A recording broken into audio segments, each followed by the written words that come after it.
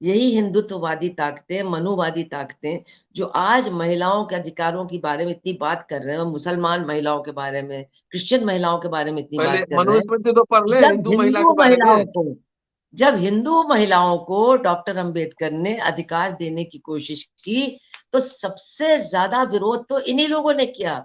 सड़कों पर उतर करके जहर उगला और उनको मजबूर किया कि वो इस्तीफा दे दें, क्योंकि उन्होंने एक ऐसा माहौल पैदा कर दिया कि उस वक्त वो हिंदू कोड बिल पारित नहीं हो पाया।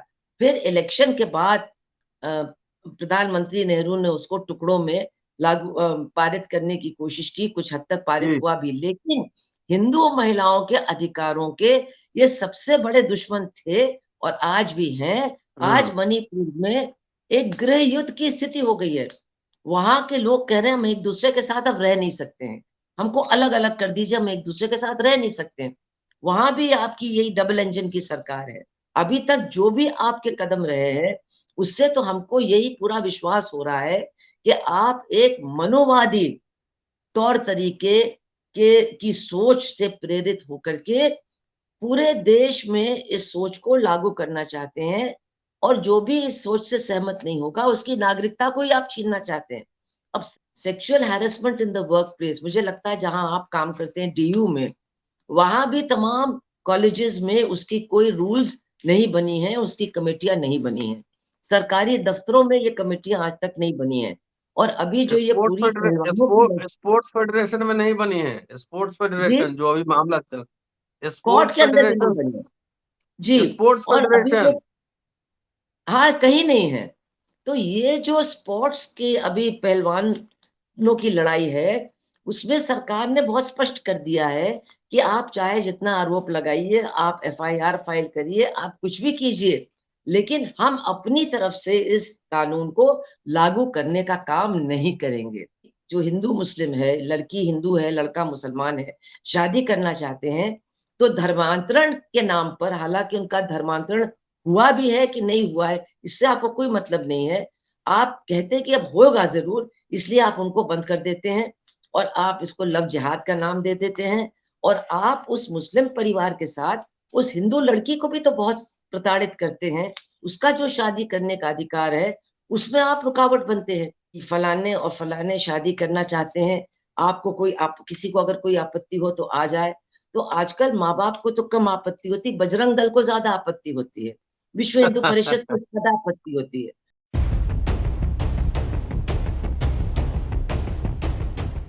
कॉमन सिविल कोड पे चर्चा बहस छिड़ा हुआ है। आखिर इसके क्या है निहितार्थ, इसके क्या है मायने, इस एपिसोड में चर्चा करने वाला हूं। दोस्तों, रतनलाल बोल रहा हूं और आप देख रहे हैं अम्बेडकर नामा। इस विषय पर सुभाषिनी अली जी से बेहतर वक्ता कौन हो सकते हैं। पूर्व लोकसभा सदस्य रही हैं और उत्तर प्रदेश में रहती हैं, कानपुर में। लगातार विभिन्न मुद्दों पर बोलती रहती है। मैंने सोचा कि यूनिफॉर्म सिविल कोड पर इनसे ही राय ली जाए। क्या है यूनिफॉर्म सिविल कोड के मायने। स्वागत है मैम। नमस्ते। अब ऐसा फ्लोर है कि आपका है, जो बहस फ्री है। जी जी ये जो बहस है, ये बात बिल्कुल सही है कि हमारे संविधान में जो डायरेक्टिव प्रिंसिपल्स हैं उसमें समान नागरिक संहिता की बात की गई है। लेकिन इसका एक विशेष संदर्भ था, जिस समय डॉक्टर अंबेडकर ने बड़ी मेहनत करके, बहुत विरोध बर्दाश्त करके हिंदू कोड बिल को प्रस्तावित किया था और हिंदू महिलाओं को तमाम अधिकारों से लैस करने की कोशिश की थी। तो बड़ा जबरदस्त उनके ऊपर हमला हुआ, और सबसे बड़ा हमला यही था, हालांकि वो लोग हिंदू महिलाओं के पक्ष में बिल्कुल नहीं थे, उनके अधिकारों के बिल्कुल पक्ष में नहीं थे, लेकिन उस बहस को दूसरी तरफ मोड़ने के लिए उन्होंने ये कहा कि भाई आप हिंदू महिलाओं के लिए ही क्यों कर रहे हैं, बाकी महिलाओं के लिए भी होना चाहिए। तो फिर ये बात आई कि हाँ ठीक है, आगे चल करके तमाम महिलाओं के अधिकारों के लिए बात की जाएगी। तो मेरा जो एक बात पर जोर है वो ये है कि ये जो पूरी बहस है, इसका जो फोकस है वो है महिलाओं का समान अधिकार पाने का हक। अब इस संदर्भ में हमको देखना है कि जो सरकार की तरफ से लगातार कोशिश हो रही है, वो कोशिश दरअसल किस बात की है? हम लोग सब जानते हैं कि इस सरकार के आने के बाद ये बीजेपी का एक बड़ा मुद्दा भी रहा है, कॉमन सिविल कोड उनके इलेक्शन के मैनिफेस्टो में भी रहा है। लेकिन उन्होंने जिस तरह से उसके बारे में बात की है पूर्व में, उन्होंने हमेशा जो अल्पसंख्यकों की महिलाएं हैं, अल्पसंख्यक समुदायों की, उन्हीं की बात को लेकर के एक अल्पसंख्यकों के खिलाफ एक माहौल पैदा करने की कोशिश की है, ये तो सब लोग जानते हैं। 2014 में इनकी सरकार आई। 2016 में इन्हीं के द्वारा नियुक्त लॉ कमीशन, जिसके चेयरमैन चौहान थे, उन्होंने एक सारी पार्टियों को और सब लोगों को एक क्वेश्चनेयर भेजा कि आपका इसके बारे में क्या कहना है। और उस क्वेश्चनेयर में कई बातें थी कि क्या आप चाहते हैं कि ये जो ट्रिपल तलाक और इस तरह के जो बहुत ही प्रतिक्रियावादी तौर तरीके हैं, आप क्या चाहते हैं कि ये खत्म हो? क्या आप चाहते हैं कि अंतर जाति विवाह जो करते हैं, अंतर धार्मिक विवाह जो करते हैं, उनके उन दंपतियों को संरक्षण दिया जाए? इस तरह की उन्होंने कई बातें कही। लेकिन हिंदू धर्म को मानने वाले लोग जो तमाम कुरीतियों को अपनाए हुए हैं, उनका कोई भी जिक्र इसमें नहीं था। मतलब कन्यादान के बारे में कुछ नहीं था। आप बाल विवाह को किस तरह से गौना के रीत के पीछे छिपाते हैं, इसके बारे में कुछ नहीं था। दहेज के बारे में भी कुछ नहीं था। मतलब ऐसा लगता था कि केवल कुरीतियां जो हैं या महिलाओं की जो असमानता है, वो अल्पसंख्यक समुदाय में ही है। खैर, इसका जवाब तमाम लोगों ने दिया। और मेरा जो महिला संगठन है जिसमें मैं काम करती हूँ, अखिल भारतीय जनवादी महिला समिति एडवा, हम लोगों ने तो 1990s में ही इसके बारे में एक बहुत बड़ा कन्वेंशन किया था, जिसमें दलित महिलाएं, क्रिश्चियन महिलाएं, मुस्लिम महिलाएं सब थी।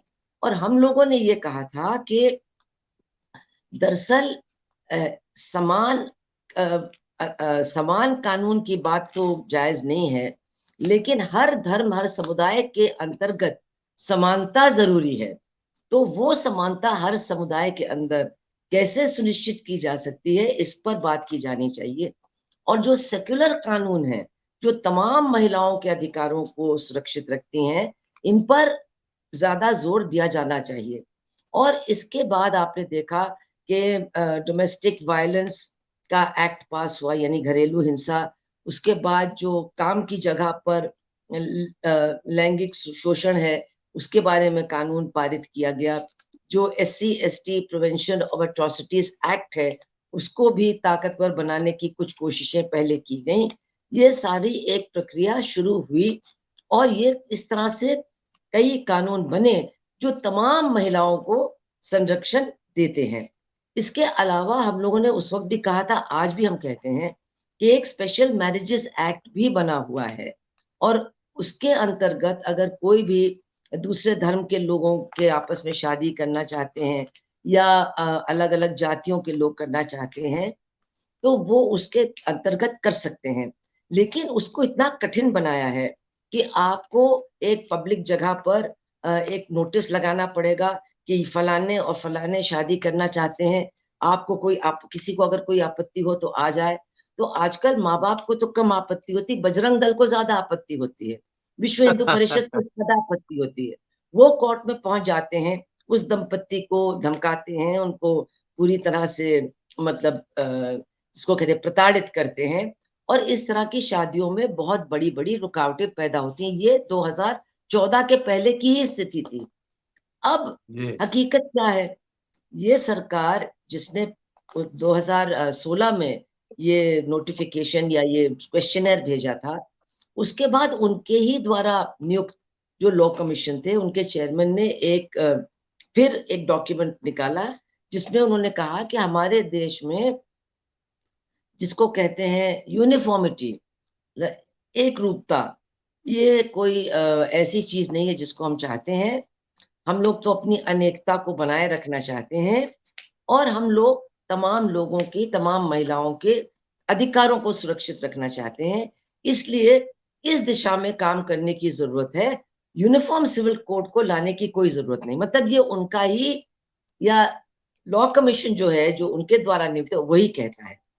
इसके बाद अब 2023 में जून में फिर उसी लॉ कमीशन के उसी चेयरमैन ने एक बार फिर एक नोटिफिकेशन दिया है और तमाम राजनीतिक दलों को, संगठनों को, ये धार्मिक संगठनों को कहा है कि आप 1 महीने के अंदर, मतलब 14 जुलाई तक बताइए कि आपको समान नागरिक संहिता के बारे में क्या कहना है, आपकी क्या राय है, आप तुरंत भेजिए। और इसके साथ-साथ मुझे लगता है जो संघीय लोग हैं उनकी तरफ से एक जिसको कहते हैं हस्ताक्षरनामा भी सर्कुलेट किया जा रहा है, जिसमें ये कहा जा रहा है देश की अखंडता और देश की संप्रभुता और देश की एकता को बचाए रखने के लिए कॉमन सिविल कोड बहुत ज्यादा जरूरी है। इस पर आप साइन करके भेजिए लॉ कमीशन को। तो उनकी जो मंशा है वो बहुत स्पष्ट है।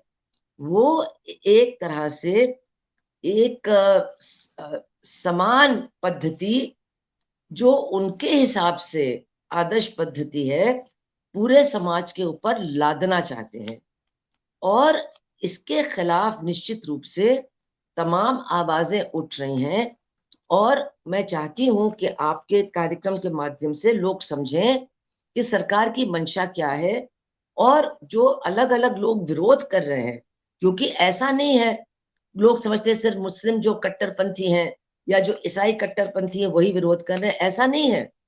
तमाम महिला संगठन, तमाम जो लोग लीगल बॉडीज हैं, दलितों के संगठन, आदिवासियों के संगठन, तमाम लोग इसका विरोध कर रहे हैं। और विरोध क्यों कर रहे हैं?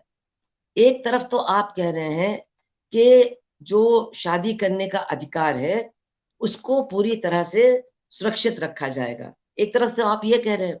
लेकिन आपकी सरकारें क्या कर रही हैं?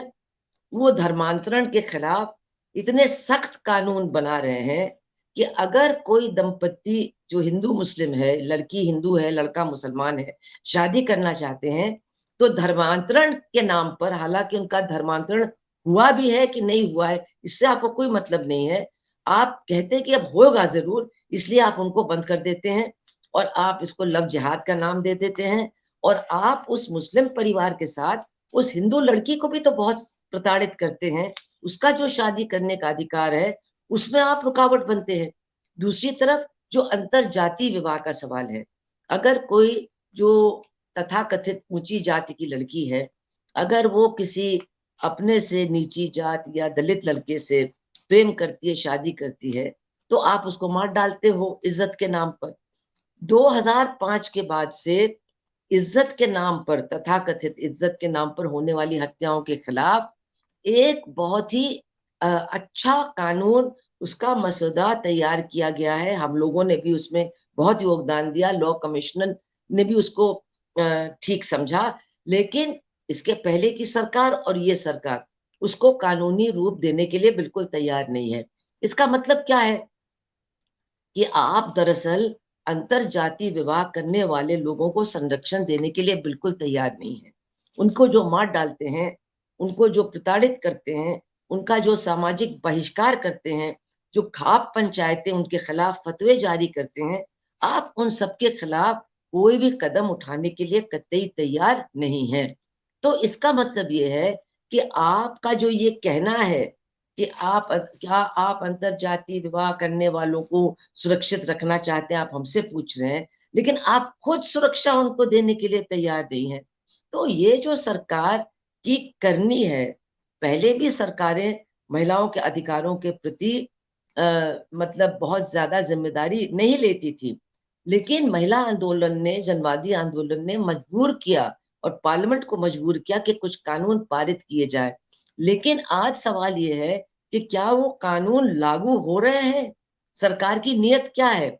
Sexual harassment in the work place, मुझे लगता है जहां आप काम करते हैं डीयू में, वहां भी तमाम कॉलेजेस में उसकी कोई रूल्स नहीं बनी है, उसकी कमेटियां नहीं बनी है।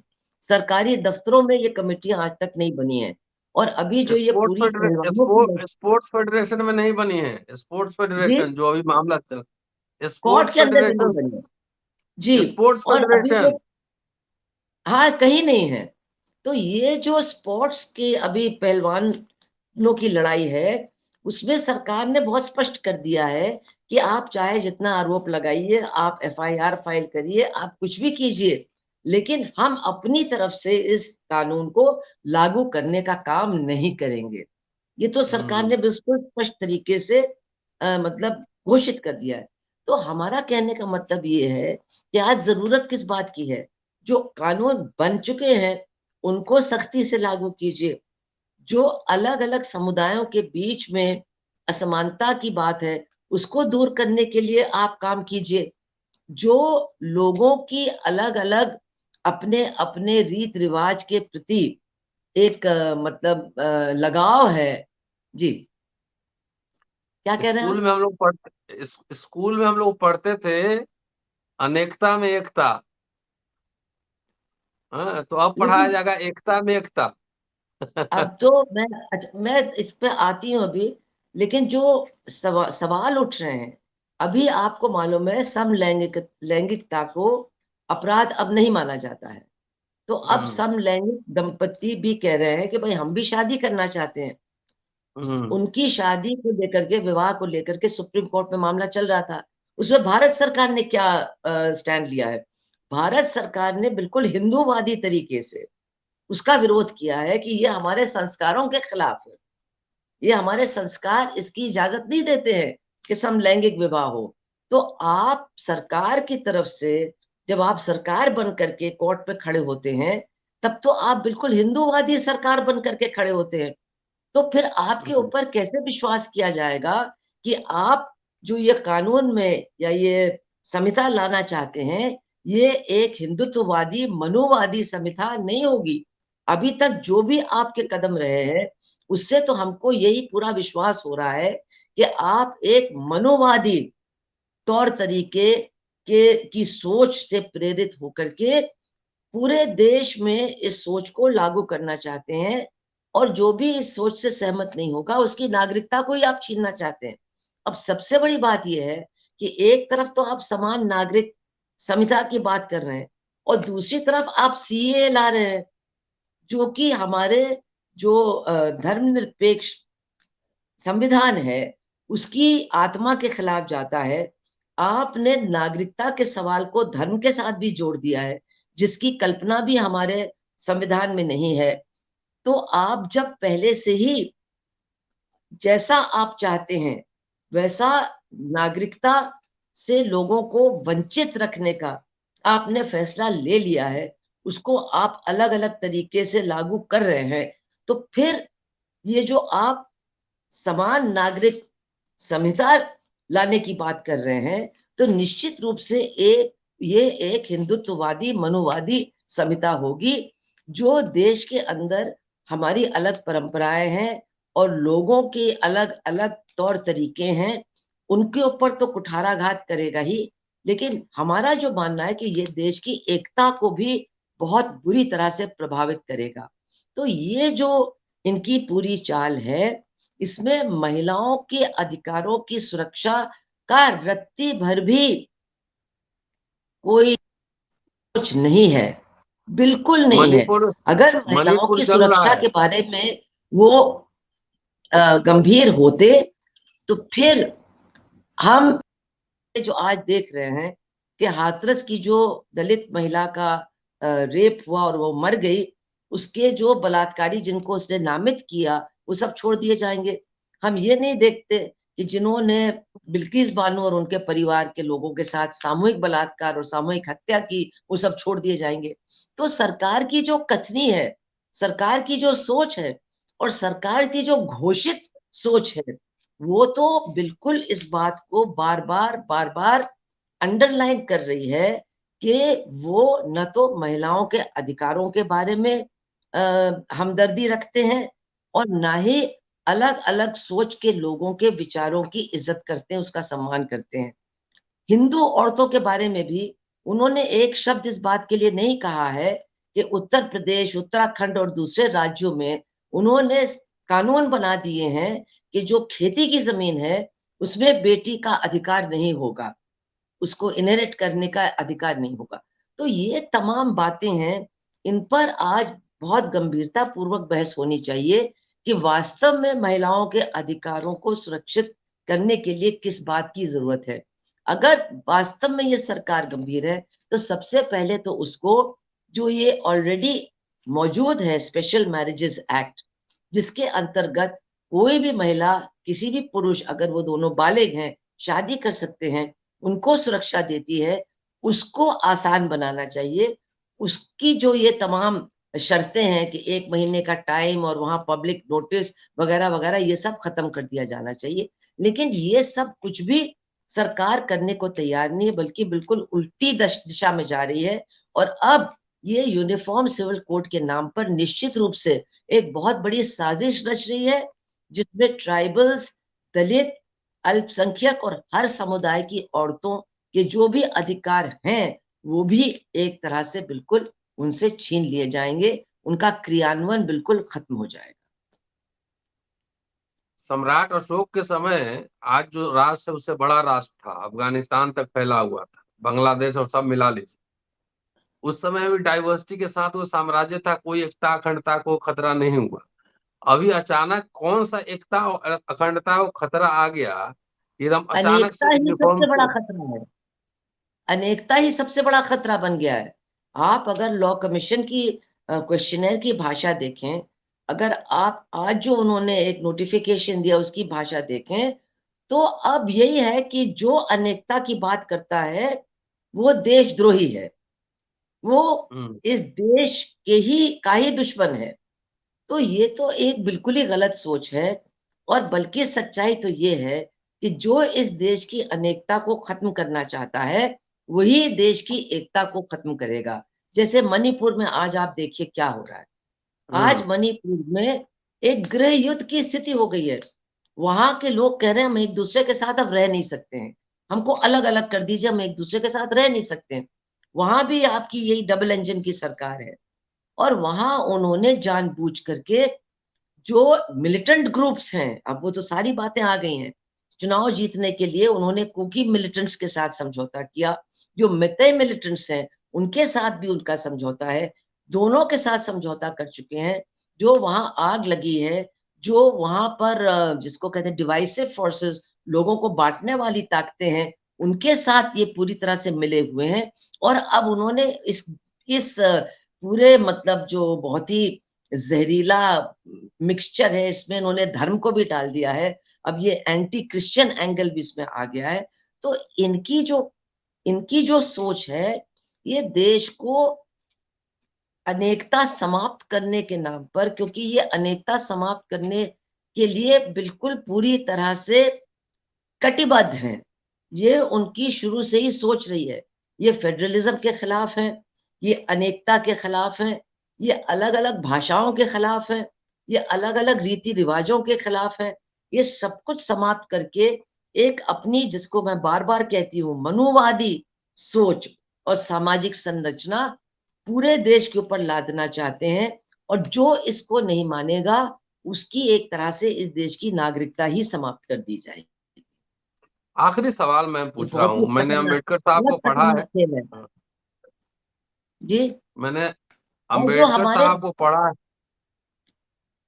अरे बोलिए। अंबेडकर साहब ने तो इन सब चीजों की वार्निंग दी थी। और आज हमको तो दुख होता है कि दलित समाज में कुछ लोग हैं जो इस यूनिफॉर्म सिविल कोड की बहुत मतलब पैरवी कर रहे हैं, जबकि उनको कुछ चाहिए होगा, दलितों के सरकार से ऊपर, कुछ चाहिए होगा, उनको सरकार से उनको कुछ चाहिए होगा। अम्बेडकर हाँ वो साहब को सब ठीक से पढ़ा नहीं है। होगा, लेकिन इस पर जो दलित हैं, जो आदिवासी हैं, अब वो उनके अंदर अब काफी इस यूसीसी को लेकर के विरोध हो रहा है। और विरोध बढ़ना चाहिए, क्योंकि सबसे ज्यादा तो जो लोग हमारे देश में सबसे ज्यादा शोषित हैं, सबसे ज्यादा हमला तो उनके ऊपर होने वाला है। और एक और जो खतरा आ रहा है, और उस वो है कि जिन आदिवासियों ने, जिन दलितों ने दूसरे धर्मों को स्वीकार किया है, आज धीरे धीरे सरकार उनके मतलब जो तमाम मतलब अधिकार उनको मिले हुए हैं दलित और आदिवासी होने की वजह से, वो भी उनसे वो जी। छीनना चाहती है। तो ये जो सरकार की आ, हाँ, ये साजिश नहीं है, ये तो सरकार की घोषित नीति है। इसको हमें समझना होगा। और इसके संदर्भ में आज वो जो इतनी मतलब तेजी के साथ यूसीसी को लाने की बात कर रहे हैं, मतलब इनका ही लॉ कमीशन 2 साल पहले कहता है इसकी कोई जरूरत नहीं है, और हम अलग अलग समुदायों के बीच में समानता लाने की कोशिश करेंगे, सेक्युलर लॉज को स्ट्रेंथन करेंगे। वो 2 साल पहले ये बात करते हैं, 3 साल पहले ये बात करते हैं, और अब अचानक 2023 में वो बिल्कुल वही वंदे भारत एक्सप्रेस की स्पीड से इसको लागू करना चाहते हैं। 1 महीने का टाइम दिया, आप बताइए क्या आपका कहना, उसके बाद हम इसको लागू करने की तरफ जाएंगे। इसका क्या मतलब है? इसका मतलब है कि किसी की राय की तो ये इज्जत करते नहीं है, लेकिन इनकी जो अपनी राय है ये बहुत खतरनाक है, और इस देश की एकता का जो आधार है, अनेकता का सम्मान, उसको ही ये समाप्त करना चाहते हैं। महिलाओं के अधिकारों की तो ये इज्जत करते ही नहीं है। इस सरकार ने तो ये दिखा दिया है पिछले 9 सालों में कि महिलाओं की सुरक्षा, महिलाओं का सम्मान तो उसमें उनके एजेंडे में कहीं है ही नहीं। और अब ये जो कानून पूरी तरह से बदलने की बात वो कर रहे हैं, एक नया कानून बनाने की बात कर रहे हैं, इससे तो हर समुदाय की महिलाओं को सबसे ज्यादा मतलब होशियार होना पड़ेगा और इसके खिलाफ अपनी आवाज उठाना पड़ेगा। और जब ये समलैंगिकता का पूरा आंदोलन है, उसको भी बहुत मतलब प्रखर होकर के इसमें शामिल होना पड़ेगा। और जी उनकी ये जो कोशिश है, इसको हमें नाकाम करना है, हर हालत में नाकाम करना है। जी। डॉक्टर अंबेडकर ने यूनिफॉर्म सिविल कोड की जब बात की थी तब एक आदर्श समाज की बात की थी, एक वैसे समाज की जहां पर कि अल्पसंख्यक अपना अल्पसंख्यकवाद भूल जाएगा, बहुसंख्यक अपना बहुसंख्यकवाद भूल जाएगा, एक आदर्श छोड़ेगा। समाज होगा जैसे कार्ल मार्क्स ने साइंटिफिक कम्युनिज्म की कल्पना की थी। अभी अमेरिका में देखिए, प्राइम मैं मिनिस्टर एक थे बात कहना और चाहती हूँ। माइनॉरिटी राइट्स के सवाल पर जो हुआ सब आपके सामने है। जी। नहीं, मैं आखिर में कहना चाहूंगी कि हमें कभी नहीं भूलना चाहिए कि आज यही हिंदुत्ववादी ताकतें, मनुवादी ताकतें, जो आज महिलाओं के अधिकारों के बारे में इतनी बात कर रहे हैं, और मुसलमान महिलाओं के बारे में, क्रिश्चियन महिलाओं के बारे में इतनी पहले बात कर रहे हैं, मनुस्मृति तो पढ़ ले जब हिंदू महिला हिंदू के बारे में। महिलाओं को जब हिंदू महिलाओं को डॉक्टर अंबेडकर ने अधिकार देने की कोशिश की, तो सबसे ज्यादा विरोध तो इन्हीं लोगों ने किया। सड़कों पर उतर करके जहर उगला और उनको मजबूर किया कि वो इस्तीफा दे दें, क्योंकि उन्होंने एक ऐसा माहौल पैदा कर दिया कि उस वक्त वो हिंदू कोड बिल पारित नहीं हो पाया। फिर इलेक्शन के बाद प्रधानमंत्री नेहरू ने उसको टुकड़ों में पारित करने की कोशिश की, कुछ हद तक पारित जी हुआ भी, लेकिन हिंदू महिलाओं के अधिकारों के ये सबसे बड़े दुश्मन थे और आज भी हैं। हम कैसे मान सकते हैं कि इनके अंदर जरा भी महिलाओं के अधिकारों के प्रति हमदर्दी है? नहीं मान सकते हैं। और ये जो यूनिफॉर्म सिविल कोड का उन्होंने नारा आज दिया है, और उसको लेकर के मतलब एक डंडे के रूप में वो तमाम समाज को धमका रहे हैं, इसके खिलाफ हम लोगों को एकजुट होकर के अपनी आवाज उठानी होगी। जी जी। शुक्रिया मैम। और दोस्तों, अगर हिंदू धर्म में जो जितनी समानता है महिला और पुरुषों के बीच में, एक बार मनुस्मृति पढ़ लीजिएगा, सारा आंकड़ा और जानकारी आपको मिल जाएगा। शुक्रिया मैम, थैंक यू। और आप धन्यवाद। देखते रहिए अम्बेडकर नामा। जल्दी मिलता हूँ आपसे अगले एपिसोड में। शुक्रिया। धन्यवाद।